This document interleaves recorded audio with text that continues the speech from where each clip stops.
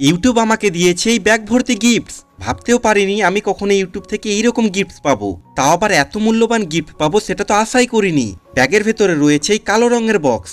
কয়েকদিন আগে আমি ইউটিউব ক্রিয়েটর কালেক্টিভে গিয়েছিলাম, আর সেখানেই আমাকে এই গিফটগুলো দেওয়া হয়েছে। তারপরে এই বক্সে আছে এই জিনিসটা, যার মধ্যে এই পাওয়ার বোতামের সাইন রয়েছে, যেটাকে টাচ করলেই ভিতরে লাইট জ্বলে ওঠে।